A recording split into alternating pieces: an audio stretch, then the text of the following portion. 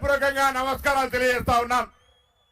ఆనాడు సెప్టెంబర్ 17 నాడు ఇదే తుక్కుగూడ విజయపేరి సభ నుంచి ఆనాడు పిలిపించినటువంటి ఈ యొక్క ప్రజాస్వామిక ప్రభుత్వాన్ని గద్దెదించి ప్రజాస్వామ్యాన్ని నెలకొల్పడానికి తెలంగాణలో ఉన్నటువంటి ప్రతి పౌరుడు, ప్రతి కాంగ్రెస్ కార్యకర్త ఏ విధంగా ప్రతిన పూనినాడో ఈరోజు మళ్ళీ దేశంలో కూడా ఏ విధంగానైనా అప్రజాస్వామికంగా నియంతృత్వంగా పూర్తిగా మతపరమైనటువంటి విద్వేషాలు ఏమైతే ఈ దేశం అభివృద్ధికి నిరోధకంగా మారినటువంటి నరేంద్ర మోడీ బీజేపీ ప్రభుత్వాన్ని దించడానికి జరుగుతున్నటువంటి ఈ జనజాతర సభ రేపు ఢిల్లీలో కాంగ్రెస్ కూటమి అధికారంలో వచ్చే వరకు మనమంతా మళ్ళీ గట్టిగా కృషి చేయాలని ఈ స్ఫూర్తి తీసుకొని దేశం మొత్తం మీద తెలంగాణలో ఉన్నటువంటి 17 లోక్సభ సీట్లతో పాటుగా దేశంలో ఉన్నటువంటి అందరూ కాంగ్రెస్ కూటమి అభ్యర్థులు గెలిచే విధంగా ఈ యొక్క తుక్కు కూడా మనకు వచ్చిన జాగా ఇక్కడి నుంచి ఇలా తెలంగాణ ప్రజా ప్రభుత్వాన్ని ఏర్పరచుకున్న తర్వాత ఆనాడు ఎన్నికల్లో మీరు గాని మేము గాని గ్రామంలో ఇచ్చిన విధంగా మహిళలకు ఉచితంగా బస్సు ఇస్తామన్నాం. 48 గంటల బస్సు ఇచ్చినాం. 500కి సిలిండర్ అన్నాం. 500కి సిలిండర్ ఇచ్చినాం. 200 యూనిట్ల ఉచిత విద్యుత్ ఫ్రీ అన్నాం, ఇచ్చినాం. 10 లక్షల ఆరోగ్యశ్రీ అన్నాం. అదేవిధంగా ఇందిరమ్మ ఇండ్లు ఇవ్వబోతా ఉన్నాం. నూతన రేషన్ కార్డులు ఇవ్వబోతా ఉన్నాం. మిగతా గ్యారెంటీలు, మహాలక్ష్మి గ్యారెంటీలు అన్ని కూడా ఎన్నికలు కాగానే ఒక్కొక్కటిగా అమలు చేస్తాం.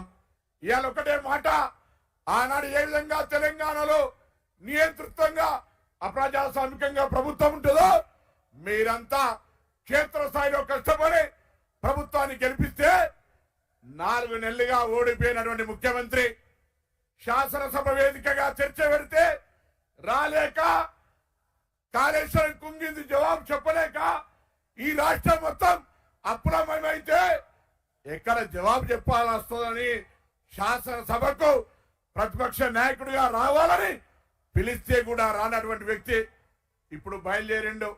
నిన్న సిరిసిల్లకు వచ్చిండు. సిరిసిల్లలో మాట్లాడుతూ ఉన్నాడు.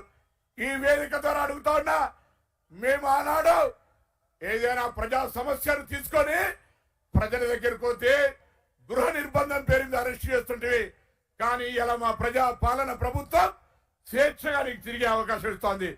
కానీ ఒళ్ళు నోరు దగ్గర పెట్టుకోవాల్సిన అవసరం ఉంది. మాట భాష 10 సంవత్సరాలు ముఖ్యమంత్రిగా చేసిన వ్యక్తి ఏ విధంగా మాట్లాడాలో నీకు తెలియకపోతే 80,000 పుస్తకాలు చదివినా అనే నీవు ఒక్కసారి నీ జ్ఞానాన్ని మరొక్కసారి ప్రజలు చేసుకో. అదేం లేకుండా ఇట్లనే మాట్లాడితే రాబోయే కాలంలో ఇదే నియంతృత్వానికి వ్యతిరేకంగా కొట్టాడిన ప్రజలు నీ మాటలకు అణిగి మనకి ఉండరనే మాట ఈ సందర్భంగా మనం చేస్తాను. అందుకే దయచేసి ఇక్కడికి వచ్చిన ప్రతి కార్యకర్త, తెలంగాణ నుంచి 30,000 బూతుల పైగా ఉన్నారు ప్రతి కార్యకర్త, మళ్ళీ మే 13 నాడు జరిగే ఎన్నికల్లో 17 మంది కాంగ్రెస్ పార్టీ అభ్యర్థులు గెలుపు. ఎందుకంటే ఈరోజు రాష్ట్రంలో ఉన్నటువంటి కాంగ్రెస్ ప్రభుత్వం, రేవంత్ రెడ్డి గారి నాయకత్వంలో కాంగ్రెస్ పార్టీ ఉన్నటువంటి ప్రభుత్వంలో ప్రజలకు ఇచ్చిన అన్ని అమలు జరగాలంటే మనకి తెలంగాణ నుంచి కాంగ్రెస్ పార్లమెంట్ సభ్యులు గెలిచినట్టయితే కేంద్రం నుంచి కూడా మన యొక్క ప్రాంత అభివృద్ధికి నిధులు తీసుకొచ్చే అవకాశం ఉంది. ఇలా తోడు దొంగల బీజేపీ టీఆర్ఎస్ కలిసి రైతుల పేరు మీద డ్రామా చేసే ప్రయత్నం చేస్తా ఉన్నారు. దయచేసి ఆలోచన చేయండి.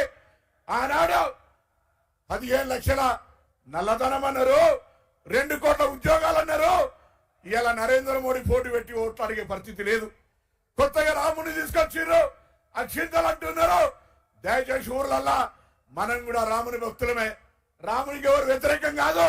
కానీ నిస్సిగ్గుగా రాముణ్ణి రాజకీయాలకు తీసుకొచ్చే వీళ్ళ పట్ల ప్రజలను జాగ్రత్తగా ఈ దేశ సార్వభౌమత్వాన్ని, ప్రజాస్వామ్యాన్ని కాపాడడానికి పాంచ్ న్యాయ పేరు మీద రాహుల్ గాంధీ గారి కాంగ్రెస్ పార్టీ మేనిఫెస్టో క్షేత్రస్థాయికి తీసుకుపోవాలని కోరుతూ, ఇప్పటికే మరి మల్లికార్జున ఖార్గే గారు కానీ కాంగ్రెస్ పార్టీ కానీ తీసుకున్నటువంటి మేనిఫెస్టో రేపు భవిష్యత్తులో భారతదేశంలో ఉన్నటువంటి వెనుకబడ్డ వర్గాలందరికీ మార్పుకు శ్రీకారం చుడుతుంది కాబట్టి తప్పకుండా అందరూ కూడా కాంగ్రెస్ పార్టీని బలోపేర్చే దిశలో క్షేత్రస్థాయికి వెళ్ళిన తర్వాత రేపటి నుంచే ప్రచార కార్యక్రమం కొనసాగించాలని కోరుతూ అందరికీ హృదయపూర్వకంగా ధన్యవాదాలు చెప్తూ కాంగ్రెస్ పార్టీ